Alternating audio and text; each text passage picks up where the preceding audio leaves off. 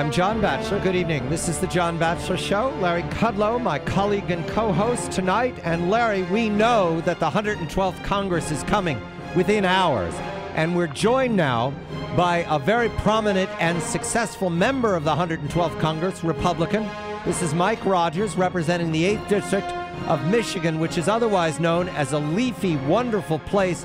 Mike, congratulations and a very good evening to you. Mike is also the chair of the House Intelligence Select Committee, which means that he can't tell us what he's doing or he'd have to kill us. So we're going to ask him about the plans for the 112th Congress. Mike, good evening to you. What are the plans for the Republicans now that you command the House of Representatives? Well, John, first of all, thank you very, very much. And I know we bumped paths a few years ago in my very first congressional election in a great little town called Brighton, Michigan. So yes, it was wonderful, and it's a treat to meet you again when you're all powerful, Mike. Well, I don't know how about powerful I am, but actually we don't kill you anymore. We just lock your head in a safe. Okay, fine. On to the 112th. What are your plans, Mike? Make us happy. Well, hopefully we'll be happy, and I was part of the transition team to put in place the rules that would make it much more difficult to spend money. So we've decided this.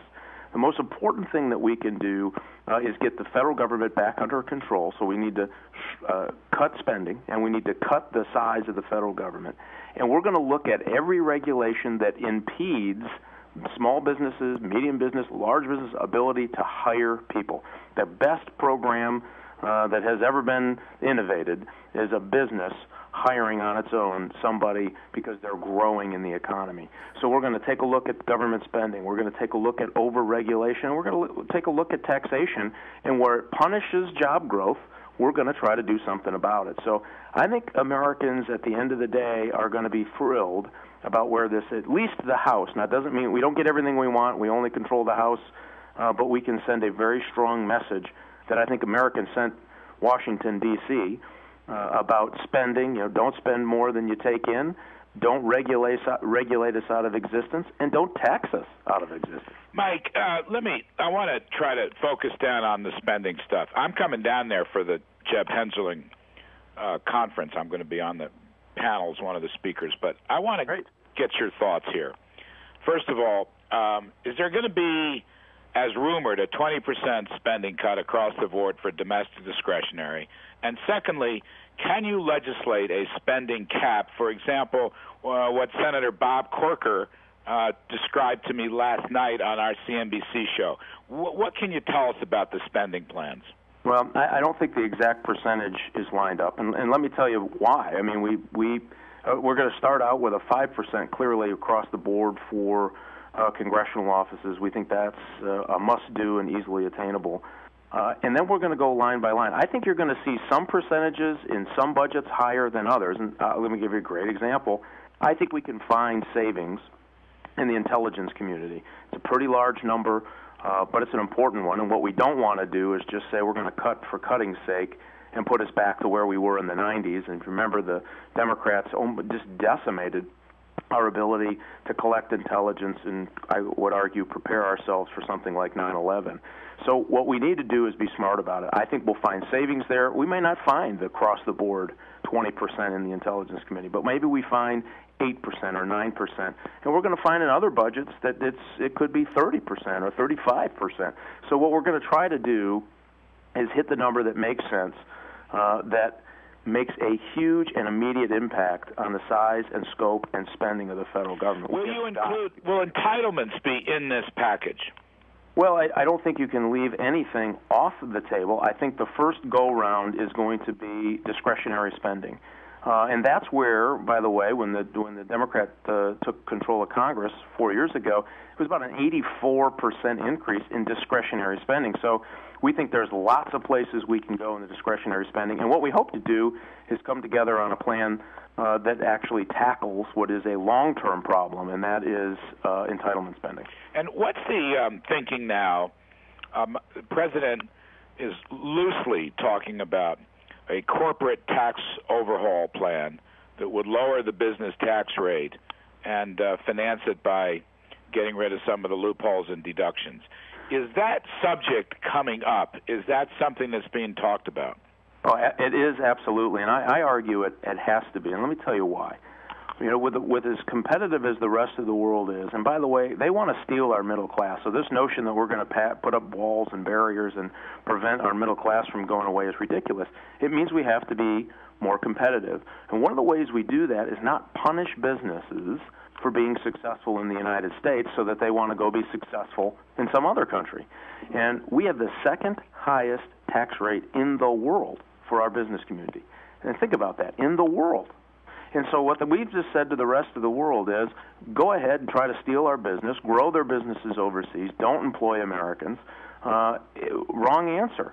And so we've gotten this notion, and unfortunately the president's been a big part of that, of we should hate business, we should hate success, we should hate when they hire people and do things. The government has to do all of that. We got to shake ourselves out of that and say, listen, if we want to be that America that after World War II just built this huge, the largest middle class in the world, the most envious economy in the world, then we have to get back to those principles, which said we're going to be competitive. And America, believe me, the U.S. government will do fine in its revenues if it allows businesses to grow even at a lower tax rate. And that's what we want. We want more people working, more businesses growing, and the federal government at the end of the day will get more revenue because of it. So yes, we absolutely have to tackle the second highest tax rate on our business community, which means, by the way, jobs. It's a tax on jobs. And so will all this be geared toward getting the unemployment rate down? I mean, that's probably going to wind up being the biggest issue. There's going to be a jobs report on Friday. It's not going to be a great report in all likelihood. So the unemployment rate is going to stay near 10%. Will all the rhetoric and the policy actions be aimed, at growing the economy and whack-a-moling unemployment down? I mean, from our perspective, absolutely. And when you look at types of regulation, and I'll give you a great example. It is a job killer what they did with the health care bill. Right. Huge, massive regulation, huge spending, huge taxes, huge fees, huge mandates. Rates are going through the roof for the middle class. And so some notion, and I heard the Democrats today saying, well, that was for the middle class and any change. Ridiculous. Because the best way for us to get people back to work is to get rid of all the cost hurdles to hiring an employee. And right now, under what they've done in the last couple of years, it is impossible for an employer to know what it's going to cost you 6 months, 8 months, or even next year if you hire someone. We have to remove that uncertainty from the economy, and we do that through getting after these ridiculous mandates that cost us all money and jobs, taxes that cost us money and jobs, and ridiculous government spending. And so when we do all of those things, every politician will get up and take credit for it. I'd rather have that problem than what they're doing now is pointing fingers about who's not getting jobs. Because what will happen is the private sector will step in, they'll fill the void. Innovation, like it has in the last 230-some years in this country, will step in, fill the void, employ people, increase the size of our middle class, and we're all going to be better off for it. We're speaking with Congressman Mike Rogers, who represents the 8th District of Michigan, that includes Lansing, the capital of Michigan. And I'm just a final question, Mike. Yeah. What is the Republican Congress going to do for the people of Michigan? Because that's one of the states that's most been damaged by the Democratic genius of governance. Well, and one of the things is there's been a horrible anti-manufacturing agenda. And, the health care bill punishes you if you actually produce things and have lots of costs in your system. It's a punisher. The way the tax system is, it punishes you for not not being able to sell more cars in other places in the world. And the tax, as I said, the tax system, the regulation, this new cap and trade, and they're not doing it now in this legislation. We may have beaten that, but the EPA is laying out regulations that will kill our ability to manufacture. We're going to get back to this notion that the way you create wealth in this country is you build things, and you build things by making them incredibly competitive, and that's what we hope to do.